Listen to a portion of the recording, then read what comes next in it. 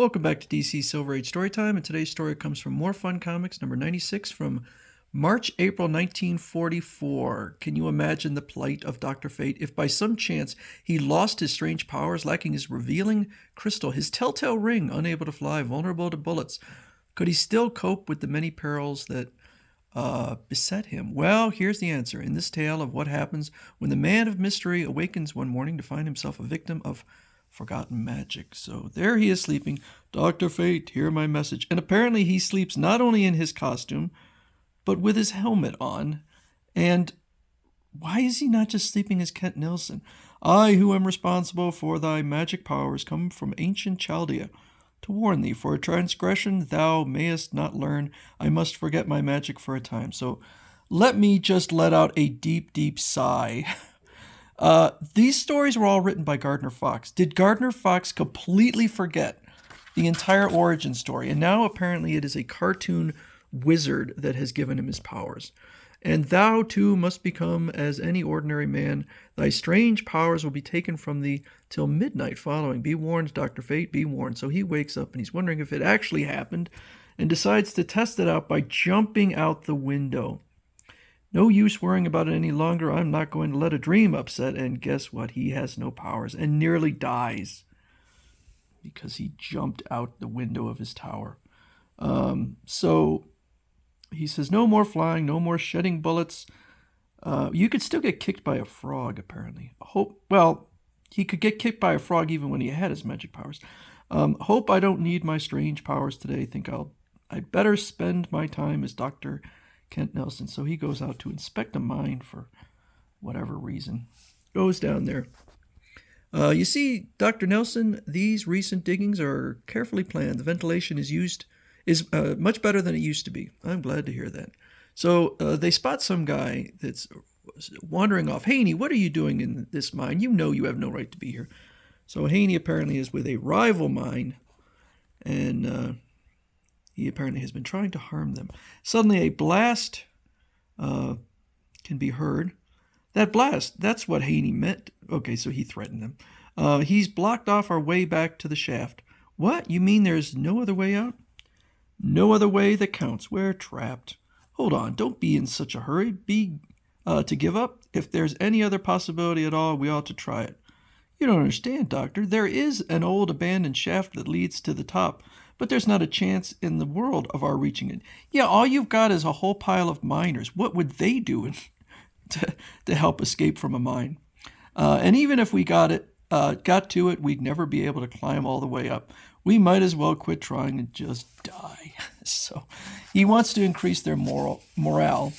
So he wanders off and comes back as Dr. Fate. Sans power. What? Dr. Fate, how'd he get here? Never mind how he got here. With his magic powers to help us, we're saved. So he says, well, I got my magic powers, but I'm going to need you to do some stuff on your own, which is find that mine shaft and start excavating. I want to know if it's possible to reach any other mine shaft. It's this direction, but the tunnel's caved in here and blocked the path. What can we do? We all just have axes and shovels and explosives. We could take care of that ourselves, even without Dr. Fate's help. Yep. I may be without magic, but my costume still has a magic of its own. It's had a big effect. So they dig their way through shortly. But they have a big rock in the way. We can't dig through that. We got to blast it. That won't be easy. We got plenty of reserve dynamite, but I ain't sure about the extra length fuses. So they decide, well, let's just have Dr. Fate do it, because even if he gets caught in the blast, he's indestructible. Except if somebody throws a gun at him, in which case, knock him out. Gosh, I'd hate to have to do that. So he wanders up there, but he's able to just get behind a rock, and he's fine.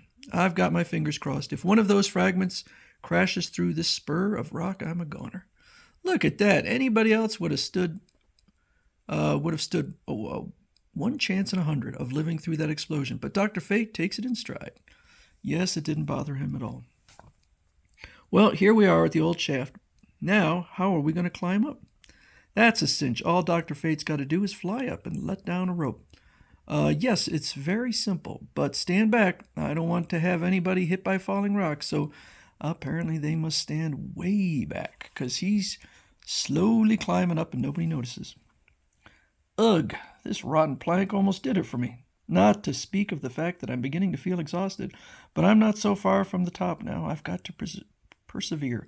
So he gets out, and though he's tired, he must forge on so that he can rescue the folks. Thanks, Dr. Fate, for coming to help us, but I'm still worried as to whether we'll be able to clear the road to those men in time.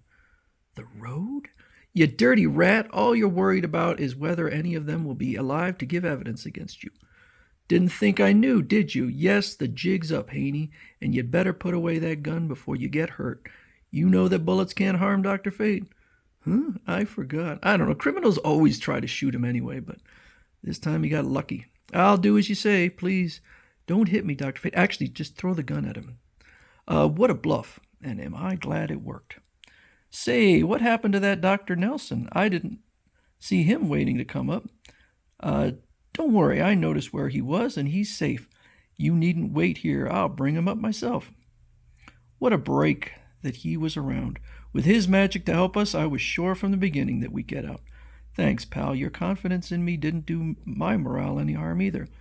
With the experience showed me how much can be done without magic. Wow, only a few more stories. This one was I didn't enjoy it.